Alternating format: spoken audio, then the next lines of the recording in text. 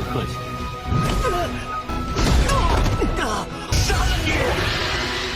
看来上次的教训还是不够啊。一般般。开天掌，给我趴下！休想！顶住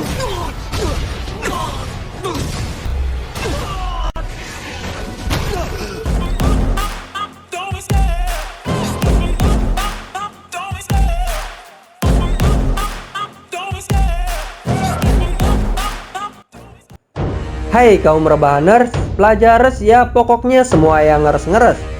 By the way, apa kabar kalian semua? Apakah wifi tetangga masih aman? Jika masih aman, silakan kalian berbaring nikmatin filmnya sambil ditemani kopi dan sebatang kayu surgawi.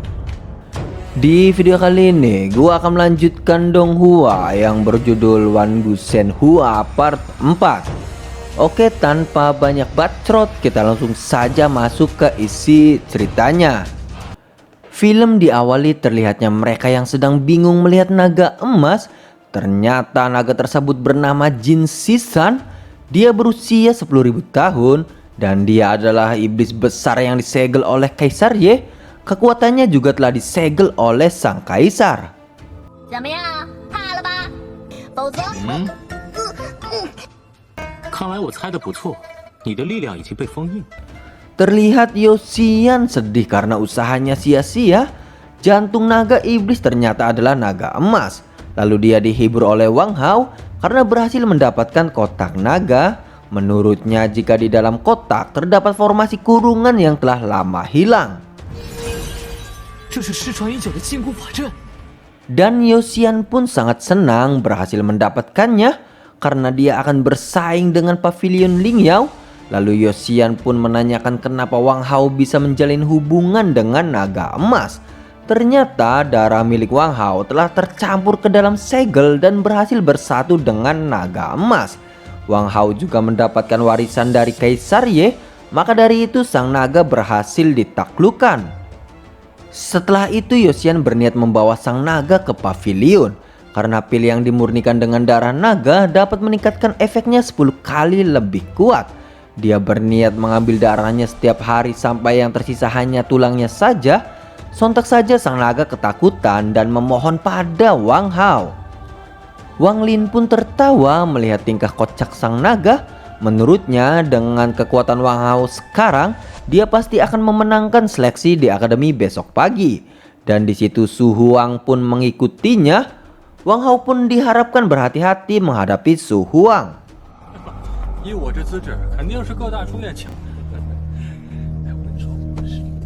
Scene berpindah di aula akademi. Terlihat Su Huang menghampiri Wang Hao dan dia akan membalaskan dendamnya.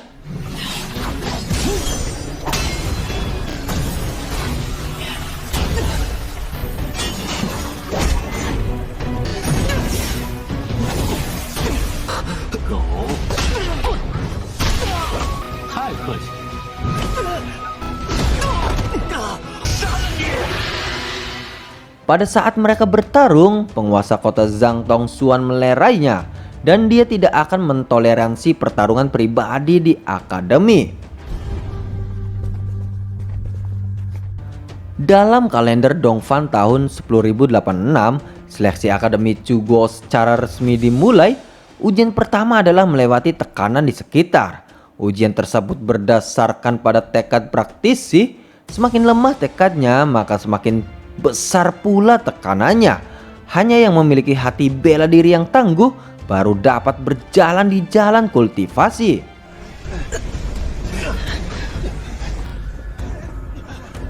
Susah.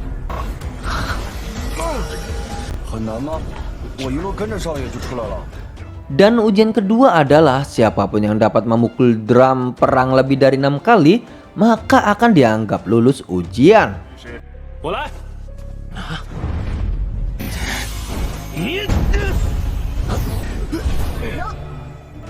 Hanya praktisi kuat dengan talenta terbaik yang bisa memainkan drum naga tersebut, dan hanya sedikit yang bisa memukulnya sampai 6 kali dari seluruh kerajaan Chu.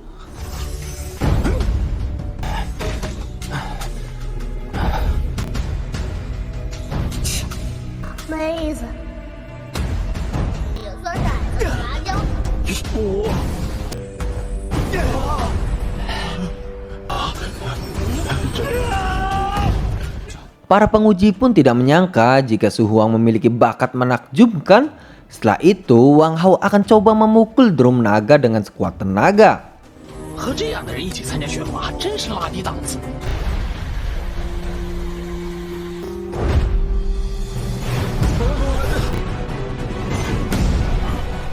1、2、3、4、6、7、8。 Wang Hao berhasil memukul sebanyak 8 kali dan dia akan berusaha melampaui Su Huang.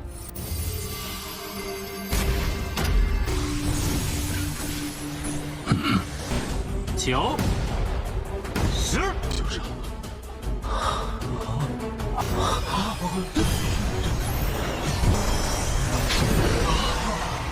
Lalu Wang Hao memukul 10 kali. Wang Hao memunculkan sebuah naga dan naga ilahi berada pada tubuhnya.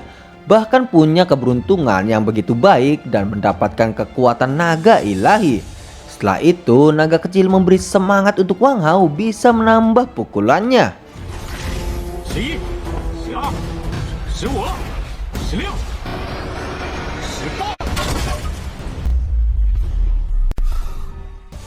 Pada akhirnya Wang Hao memecahkan rekor dalam sejarah dengan pukulan sebanyak 18 kali.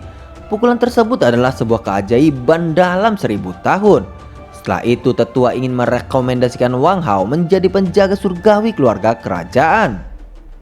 Tapi tiba-tiba Wang Chao menuduh Wang Hao berbuat curang. Menurut Wang Chao, dengan bakat Wang Hao yang sangat rendah, dia pasti menggunakan cara lain agar bisa lulus ujian. Akan tetapi tetua tidak mempercayai semua omongan Wang Chao karena dengan memukul 19 kali tidak akan mungkin berbuat curang. Setelah itu tetua memperingati Wang Chao agar tidak menuduh sembarangan. Lalu akhirnya Wang Chao pun diam ditekan oleh sang tetua.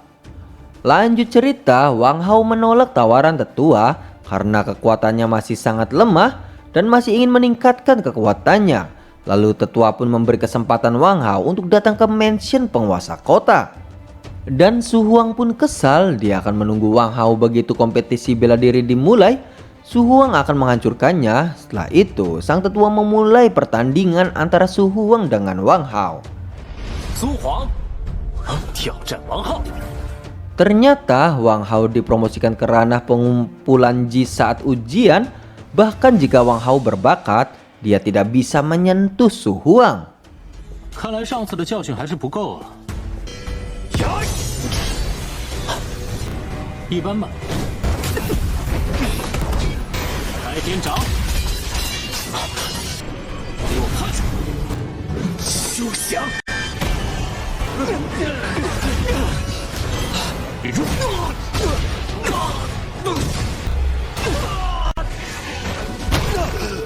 Pada akhirnya, Su Huang dibuat tumbang oleh kekuatan ilahi milik Wang Hao. Dan dia juga menghilangkan kultivasi Su Huang. 不过是让你跌落几层境界罢了，可没这么便宜了。夜雨胜，舟山胜。 Setelah itu, tetua mengakhiri ujian seleksi dan akan memilih murid untuk dilatih. Akan tetapi para master tidak ada yang memilihnya karena ada tekanan yang membuat 4 akademi tidak berani merekrutnya. Lalu tiba-tiba Pangeran ke-6 muncul untuk membalaskan dendam pada Wang Hao. Dia mengatakan jika Wang Hao tidak akan masuk ke akademi tanpa seizinnya. Pada saat Wang Hao akan pergi, tiba-tiba Master Ji Wubai menginginkan Wang Hao menjadi muridnya. 当俺徒弟吧，老子相中你了。 Sontak saja Pangeran ke-6 tidak rela Wang Hao memiliki akademi. Lalu dia pun memarahi Master Ji Wubai karena telah menantangnya. Wang Hao pun menerima Ji Wubai sebagai masternya karena Ji Wubai tidak takut pada kaisar. Lalu menurut aturan akademi, Wang Hao harus berada di ranah pengumpulan Ji. 你是瞎的。